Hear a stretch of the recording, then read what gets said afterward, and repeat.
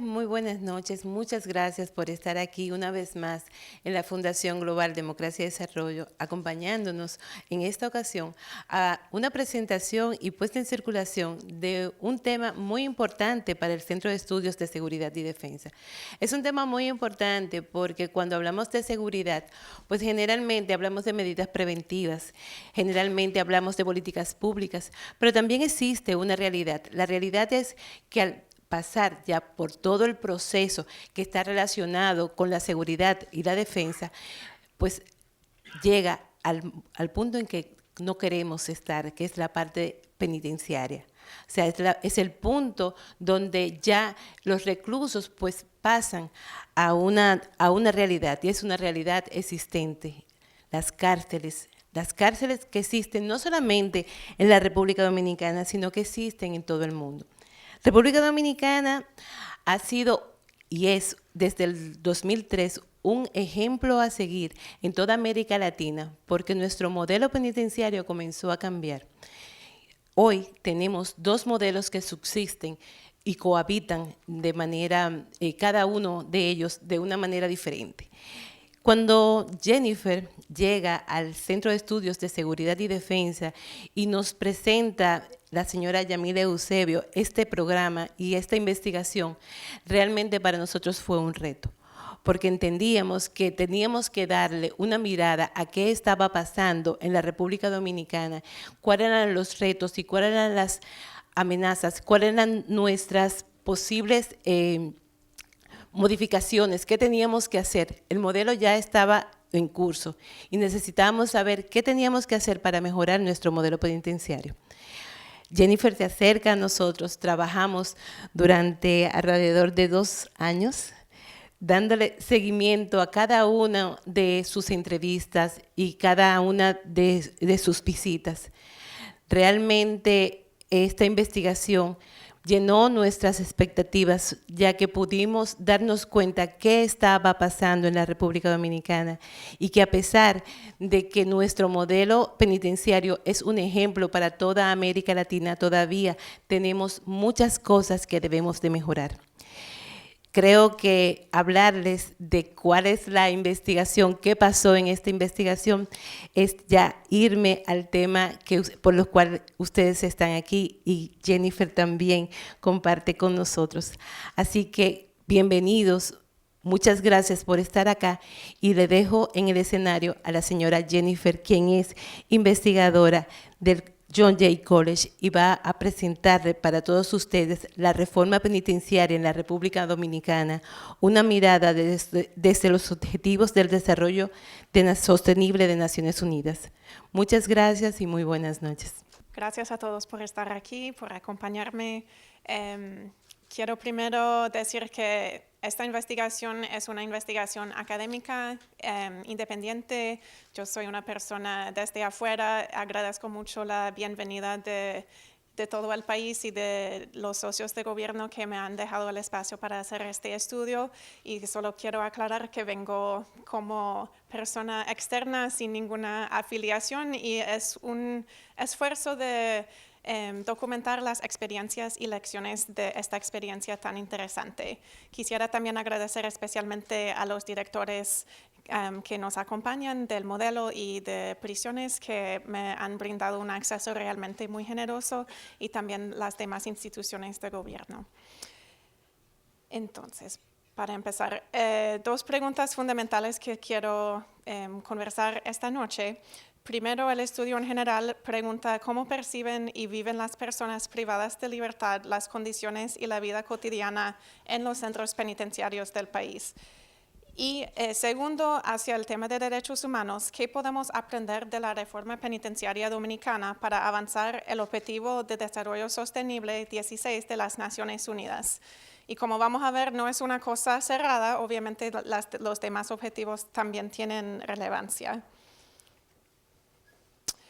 Entonces, en la Agenda de Desarrollo Sostenible, que tal vez muchos en la sala lo conocemos y es muy amplio, la Agenda Post-2015, existen 17 objetivos con vínculos y temas transversales, y el enfoque del objetivo 16 sobre la violencia y el acceso a la justicia es algo nuevo comparado a las agendas pasadas. La idea es promover sociedades pacíficas, inclusivas, instituciones eficaces, responsables y sólidas. Y como comentó al inicio, el tema penitenciario no está realmente presente de forma explícita, pero es algo que sale en todos estos temas, tiene una influencia. Y también hay que señalar que las reglas Mandelas de las Naciones Unidas, que fueron aprobadas en 2015, es un marco importante de Naciones Unidas, pero son estándares mínimos, es decir, es un piso, no es una meta. Entonces quiero tal vez lanzar unos mensajes para no solo cumplir lo mínimo, sino ir más allá hacia un desarrollo socioeconómico más completo. Y estoy prestando un poco el marco de un grupo que se llama Pioneros o Pathfinders en inglés, que son algunos países y grupos de la sociedad civil que se han juntado para promover un plan concreto con acciones muy específicas para cumplir esta meta 16. Entonces tienen todo un informe y lo que hice aquí es un poco tomar ese marco al tema penitenciario. Entonces, tal vez se están preguntando qué tienen que ver las cárceles con un objetivo que más ampliamente tiene que ver con la paz y la violencia. Muchas veces se habla de este objetivo en contexto de países que están saliendo del conflicto armado.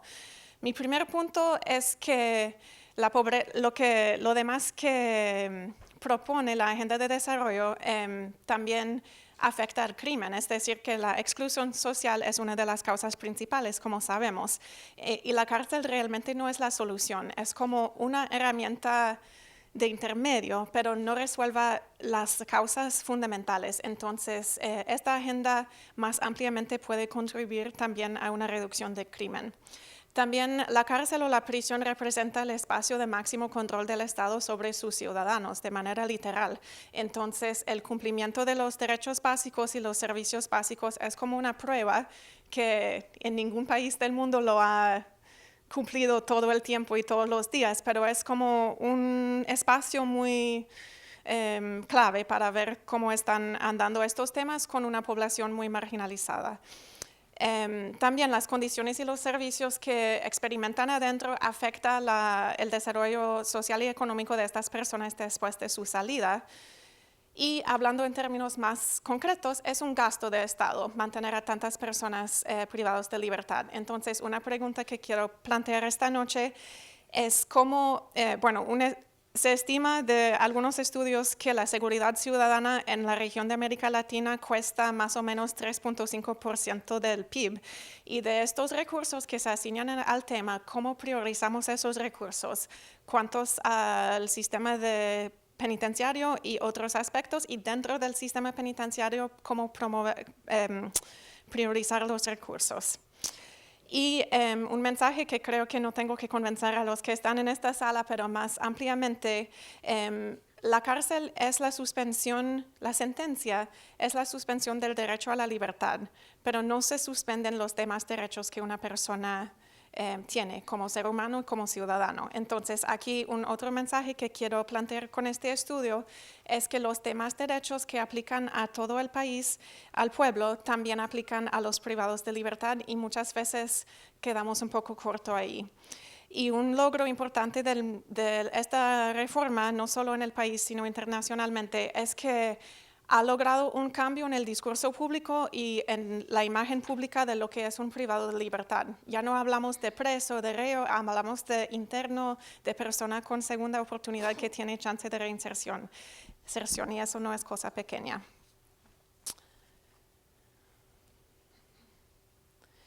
Entonces, como mencionamos, en el contexto regional, República Dominicana no es conocida necesariamente como un país ni muy alto ni muy bajo en temas de seguridad ciudadana, está como en medio, pero el proceso es muy único por dos razones, por sus metas de derechos humanos y rehabilitación y de que una reforma se ha sostenido por más de 15 años, que las demás reformas que he visto en la región se sostienen por un ciclo político, un proyecto, un centro. Entonces, esto es algo muy transversal y eso sí es un logro. Y empezó con apoyo internacional y ahora tiene institucionalización estatal. Y como dijimos, los dos modelos coexisten a la vez, que también es mucho trabajo para los funcionarios. Creo que todos en la sala conocemos los hitos principales de la historia, pero básicamente han habido como épocas. Una primera época del desarrollo de lo que es el modelo de gestión penitenciario, como hoy lo conocemos, empezó con un pequeño proyecto con fondos europeos y fondos nacionales y un grupo de líderes catalíticos, una escuela para capacitar a la nueva personal, nueva teoría, un manual, todo un modelo, y después se fue expandiendo a otros centros. Y hubo como una época de consolidación sin tanta expansión y también se han implementado bastantes cambios importantes en los centros tradicionales. Y creo que es buen momento para hablar de este tema porque con el nuevo plan de humanización para una próxima fase de reforma penitenciaria es un buen momento para reflexionar de los logros y los aprendizajes de lo que se ha vivido por 15 años y pensar en lo que se puede ajustar para la próxima fase que va a ser tal vez más integrada. Entonces, un primer punto que siempre empiezo mis charlas públicas con este punto, que en estas son las tasas, la línea roja es la tasa de encarcelamiento total por 100,000 personas y la línea azul es la tasa de encarcelamiento en prisión preventiva. Entonces, en el mismo periodo que la reforma penitenciaria hubo también la reforma judicial y podemos ver que al inicio cayó la población preventiva dramáticamente, pero desde entonces se ha ido subiendo. Y eso es una preocupación, no solo por el debido proceso, sino por el sistema penitenciario, porque es algo que no controlan, pero tienen que vivir las consecuencias. Y lo que vemos es que en los 15 años de la reforma, o desde el 2004, la línea verde es la población total del sistema. La línea roja de los centros tradicionales, que está bajando un poco, y la línea azul es la expansión de los centros CCR, pero vemos que la población se ha duplicado, de más o menos 14,000 a más o menos 25, 26,000. Entonces, de todos los logros que ha conseguido el modelo, con la duplicación de la población, es como cuesta arriba, es mucha presión y es un tema que también es vinculado con otros derechos humanos de esas personas. Bueno, recapitulando un poco la metodología del proyecto, que este libro contiene como muchas partes, pero también estamos sacando artículos sobre temas más precisos. Hicimos una encuesta sobre la calidad de vida en la cárcel adaptada de una encuesta que existe en Inglaterra, también se ha adaptado en Chile, y básicamente en vez de medir solamente las condiciones físicas, se pregunta a los internos cómo se sienten en cuanto a su percepción de ser respetado, de tener autonomía, de estar en un ambiente decente, de tener dignidad, cosas un poco más abstractas. Y eso lo ajustamos al contexto dominicano y con un grupo de estudiantes, una de las cuales me acompaña esta noche de la UAS, que es una excelente socióloga, Ariane, y unos más. Visitamos a 17 centros del país, 10 tradicionales y 7 nuevos, y encuestamos a 1,240 personas, hombres. Estos son personas que están en las áreas ordinarias, entonces no son jóvenes, no están en las áreas de aislamiento ni de máxima, ni de adultos mayores o de militares, son como la población general. Y también hicimos entrevistas y grupos de enfoque. Entonces, sé que la pantalla es muy pequeña, voy a leer un poco algunas cifras. Solo para conocer la muestra, estos son datos para conocer de dónde vienen las personas que están en nuestro sistema. No hay muchas sorpresas aquí, son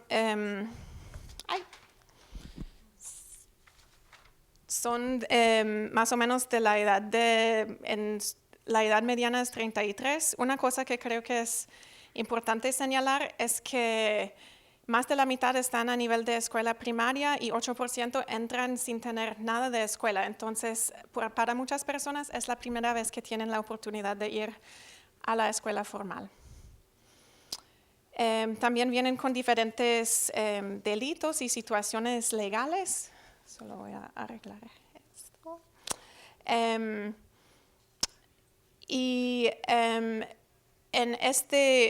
más o menos la mitad están en prisión preventiva, como dije al inicio. Y han estado ahí más o menos tiempo mediano 2 años y medio, con una sentencia mediana de 13 años, pero algunos tienen sentencias hasta 30 años o más. Y entonces esto es más o menos lo que se saben también de los datos oficiales, pero una cosa aquí que entendemos es que no hay tanta diferencia entre las poblaciones de los dos lados del sistema.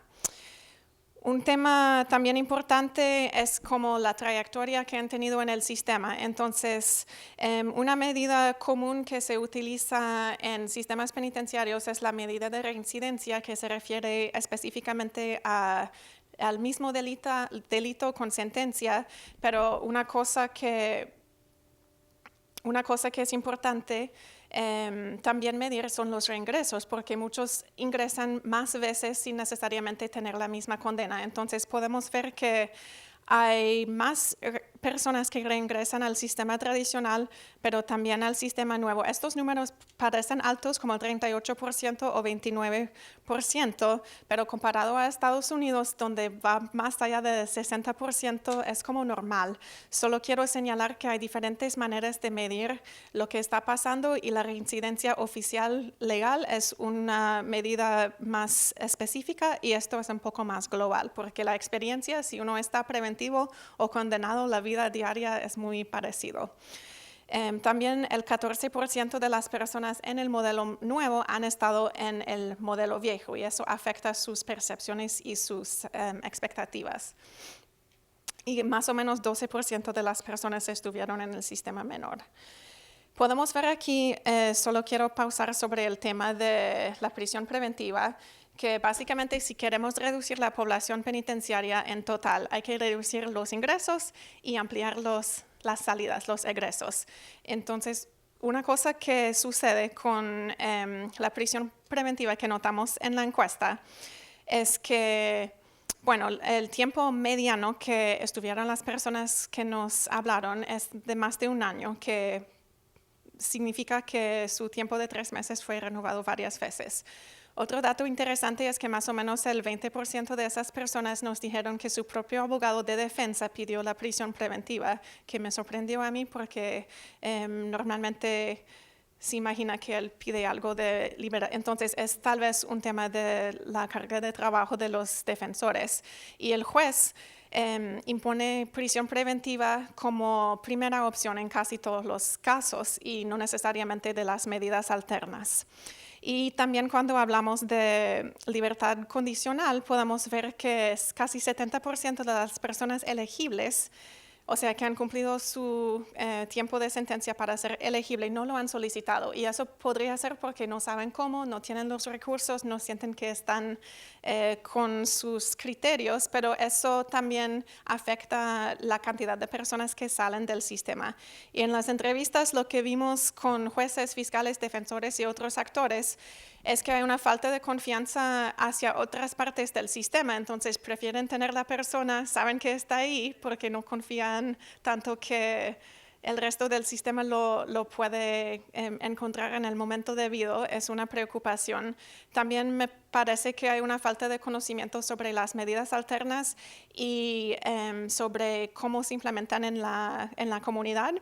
La supervisión comunitaria, de qué consiste, y también hay una presión pública y mediática que favorece la prisión preventiva, que afecta a los jueces y los fiscales en particular.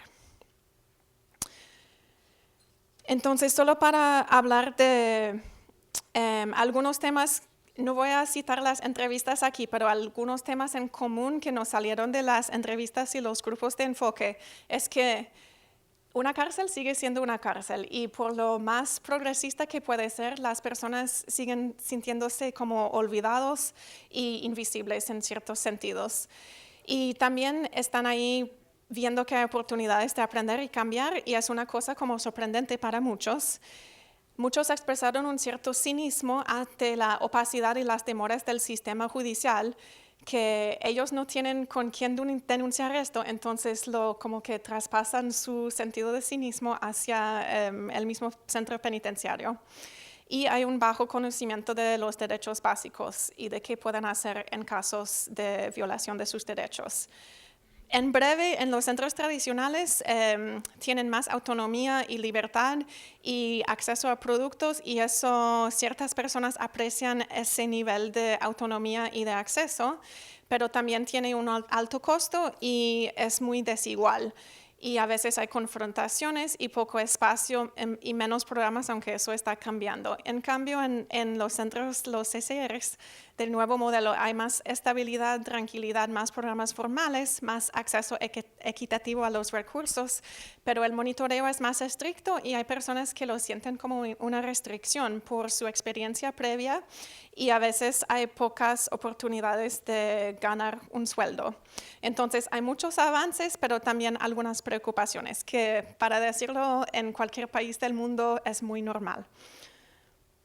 Entonces, solo voy a repasar algunos temas claves del sistema con algunos elementos de cambio, de desafíos y de algunas propuestas que son muy constructivas y los ofrezco en ese espíritu. No sé por qué me están saltando las láminas. Entonces, en la infraestructura, eso aquí se nota el cambio más dramático. Es muy obvio que las estructuras son muy diferentes. La política de no sobrepasar la capacidad es muy importante y eso es lo que permite la expansión de programas dentro de los CCRs. Entonces, con la integración de los dos lados del sistema es un dilema porque el hacinamiento extra del sistema ahora se está haciendo absorbido por el sistema tradicional y esto no es muy sostenible a largo plazo. También hay una reducción en la economía informal. Y a veces, con la expansión tan rápida, a veces se experimentan en ambos lados escasez de recursos básicos como alimentación y acceso a programas. Y de nuevo, eso es normal, pero es algo que a veces sorprende cuando una persona llega al nuevo centro y por la misma expansión a veces hay escasez y no tiene la opción de comprar en la misma economía informal. Entonces, un comentario aquí es que con las proyecciones de población, primero, si construimos camas para 26,000 personas, la mitad de ese número son preventivos. No sé en español, pero en inglés se dice, si construyes una cama, la van a llenar. Entonces, es una cosa a pensar cuántos plazos queremos tener y no necesariamente se justifican tener tantas personas preventivas. También, por lo general, los centros más pequeños y medianos de ambos lados, para mí, tuvieron una gestión más integrada y más acceso a las autoridades, un poco más de confianza. Entonces, en la medida de que se están construyendo instalaciones grandes, lo importante es tener como centros pequeños o medianos adentro de ese complejo para que haya ese acercamiento. Y también siempre como el modelo ha cumplido con mucho éxito, tener un diseño que facilite los programas de rehabilitación. En sistema de datos, básicamente eso es un poco más simple. Hay muchos datos, el sistema en ambos lados hace un gran trabajo de recolección de datos. Hay cierta división o falta de integración entre los dos lados, pero muchos datos sí están integrados. Pero no hay tanta integración con los datos de los tribunales y los datos postpenitenciarios básicamente no existen. Entonces, si queremos medir la reintegración de manera positiva y no solo si una persona vuelve, tenemos que desarrollar manera no intrusiva de seguir a las personas en sus comunidades y sacar indicadores positivas de reintegración social con sus familias o económicas para también estar monitoreando esto.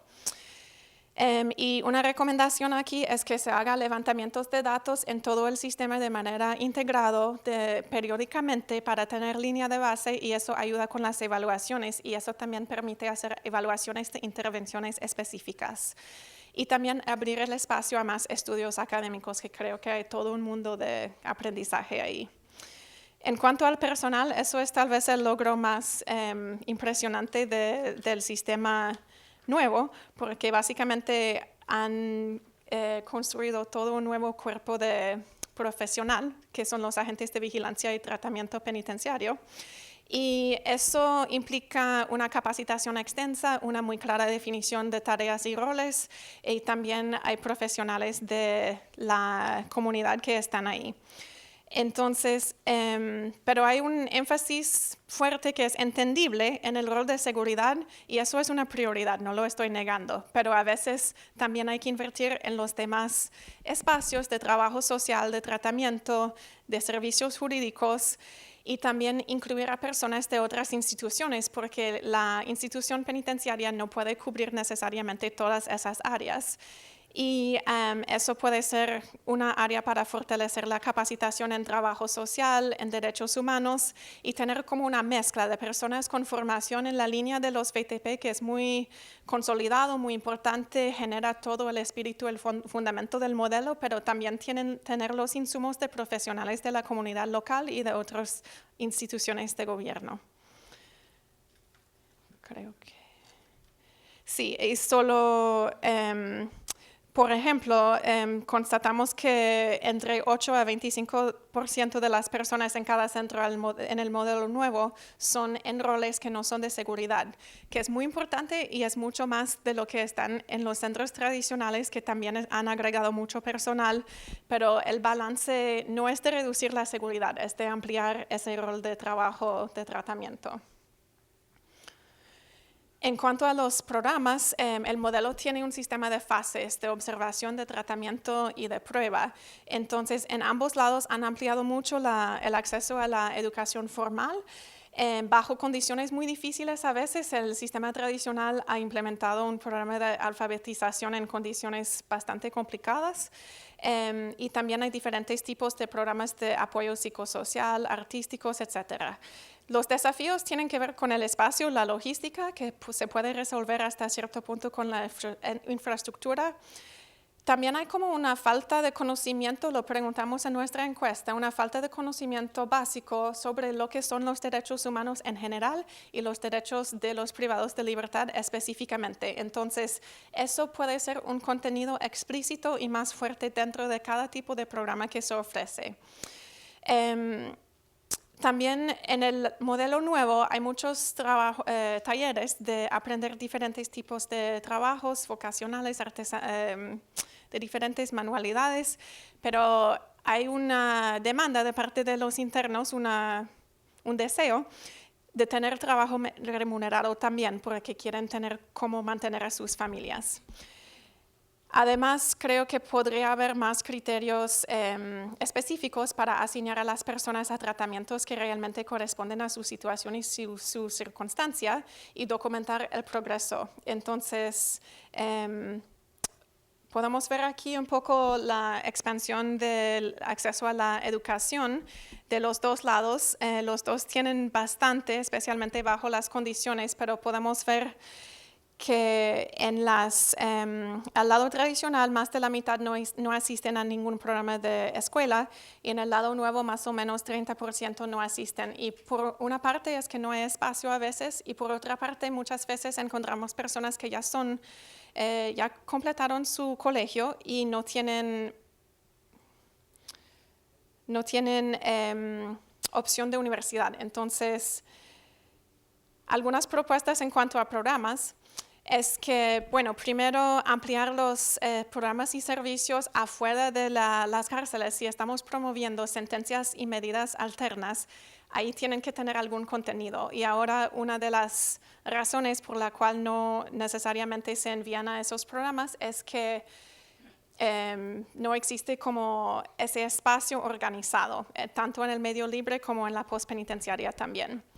También podrían haber programas para los preventivos específicamente, que siempre vamos a tener personas en prisión preventiva, pero con la presunción de inocencia no podemos pretender que necesariamente necesitan una rehabilitación por su crimen porque no necesariamente son culpables. Entonces podemos pensar en otro tipo de contenido para esas personas que también tienen una rutina diferente por el tema de tribunales y eso, como especializado. Es un gran trabajo y en mi opinión no es únicamente la responsabilidad de la Procuraduría o del sistema penitenciario. Hay que exigir recursos y compromiso del Ministerio de Educación, de Salud, de Trabajo, de cualquier tema. Si estamos hablando de derechos humanos, esos ministerios tienen la obligación de ofrecer sus servicios a todos sus ciudadanos y los privados de libertad no pierden su derecho a ese servicio. Y entonces no es cuestión necesariamente, en mi opinión, del presupuesto del sistema penitenciario, es cuestión de la voluntad colectiva de todas las instituciones de gobierno de coordinar esto. Y eso también ayudaría a tener más mezcla de personal de diferentes especializaciones. También se puede ampliar así al nivel secundario, incentivar a los profesionales locales que muchas veces cuando hablamos tenían interés en hacer algo, pero estaban como preocupados o nerviosos y necesitan un poco de orientación para ofrecer sus servicios. Profundizar el contenido de las intervenciones de tratamiento con currículums más estandarizados y más individualizados.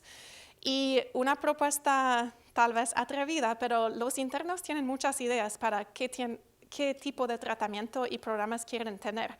Entonces, a veces están como aburridos o excluidos y ellos es un mar de mentes muy inteligentes que tienen ideas para su propio camino de cambio. Y podrían haber métodos de trabajar con ellos para diseñar su propio programa y eso también construye una mejor relación entre el personal y los internos. También hay que desarrollar programas para la dependencia de las sustancias, pero no necesariamente para todos. Hay que priorizar. No importa, yo vengo de Canadá, donde ya legalizamos la marihuana, por ejemplo, entonces hay cosas severas y cosas no tan severas. Entonces, enfocar las prioridades en las cosas severas y medir los cambios después de salir de un programa. Muchos informes, que es mucho trabajo y es importante, miden el conteo de las personas que participaron en un dado taller y eso es importante, pero eso no nos dice si la persona aprendió, si cambió, si avanzó. Entonces, evaluaciones un poco más de ese estilo podrían hacerse entre tantas instituciones. El último tema que voy a mencionar, como estamos hablando de derechos humanos, el tema de transparencia y monitoreo externo. Entonces, tenemos dos comisiones importantes, la Comisión Nacional de Derechos Humanos y la Comisión de Cárceles de la Defensa Pública, y ellos hacen informes cada año sobre las preocupaciones y los incidentes que suceden en ambos lados del sistema penitenciario.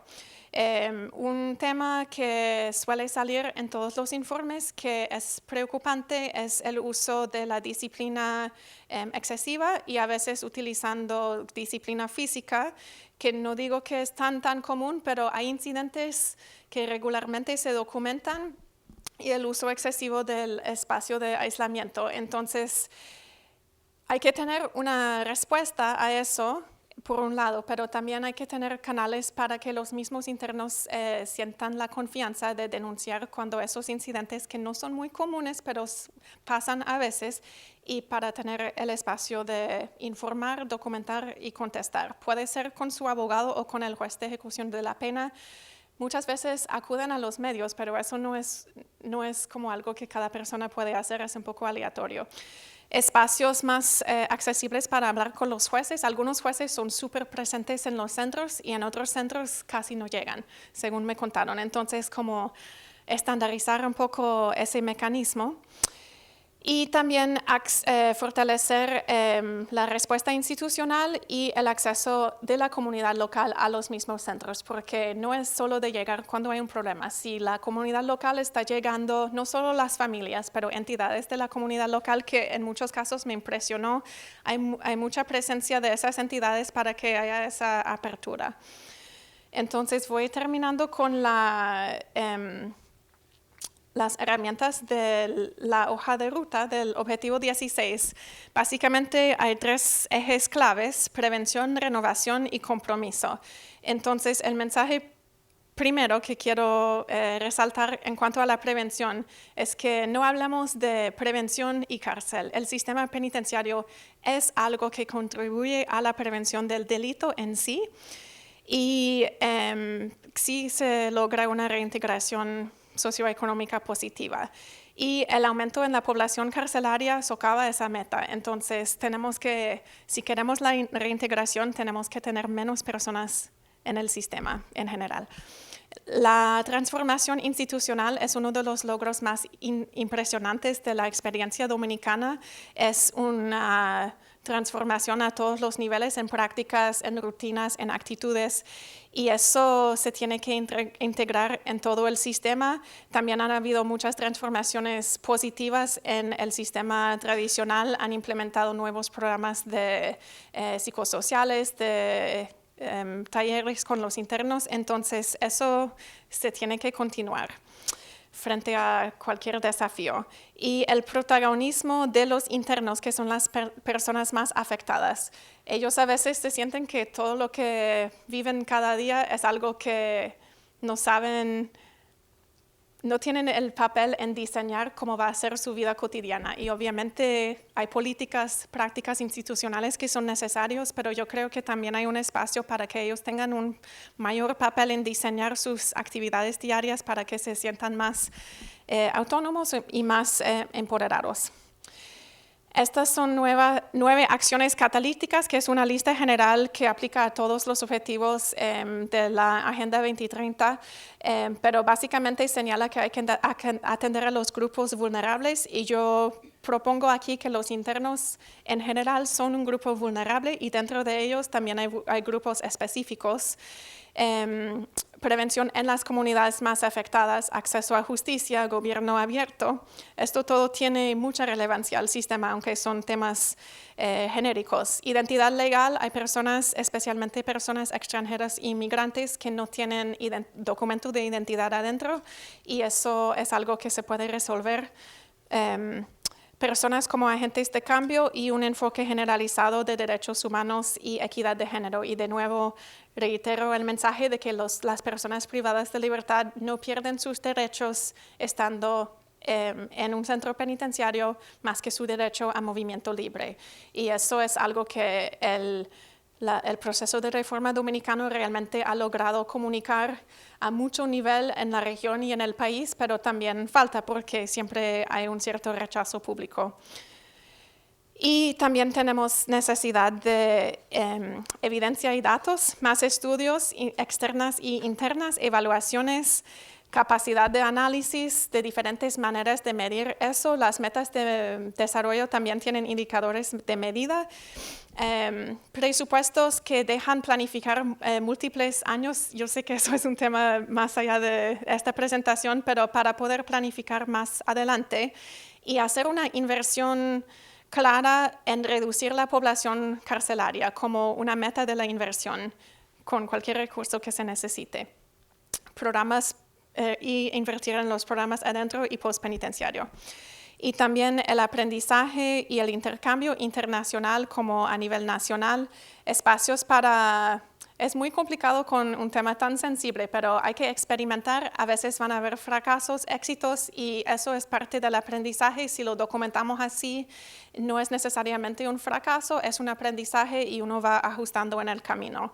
Y la concientización pública, como dije varias veces, y la transparencia cuando hay incidentes de falta de protección de derechos humanos, eso va aumentando la confianza del público y de los internos en sus propias instituciones. Y para finalizar, primero, por todo lo que he dicho, la reforma dominicana es un caso único y realmente ejemplar en la región y en el mundo, porque es un logro de transformación institucional que se está continuando, sostenido en varios aspectos. Entonces, me sorprendió que no hay tantos estudios externos sobre este sistema. Creo que hay más aspectos a estudiar. Para la próxima fase, con el plan de humanización, hay mucha esperanza y muchos aprendizajes. Y la prisión solo es una parte de la cadena. Entonces, enfocarse también en la reducción de los ingresos, la ampliación de las salidas y lo que está pasando en cuanto a tratamiento adentro. más estudios. De nuevo, la reintegración económica y no el castigo es lo que reduce el crimen. Y eso es un mensaje que se puede llevar a cualquier aspecto de la Agenda de Desarrollo de Naciones Unidas, no solo el objetivo 16. Y que con mayor énfasis e inversión en temas de derechos humanos y transparencia en colaboración con las demás instituciones, todos estos logros se pueden fortalecer y los elementos donde hay ciertas preocupaciones se pueden resolver para tener un sistema más seguro, más abierto y más efectivo en el futuro. Ahí termino. Gracias por su tiempo.